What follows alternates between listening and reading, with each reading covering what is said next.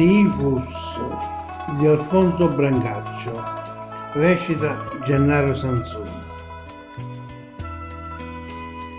Se fosse un pittore a vittoria con mano sola, sta faccella di cielo, e attorno poi ci metteria per sfondo una giornata di primavera. E se fosse capace di fu poeta, scrivergli un poema bello assai, per ste capille fine con masito, perché sta la satella che te fai. Ma non sono né poeta né pittore, e non ti piglia colla, per via che ti porta però l'indasto cuore. Non sa che stuocchi e dinda che si vene, c'è meglio in una pittura o in una poesia, perché Rosella mia, ti voglio bene.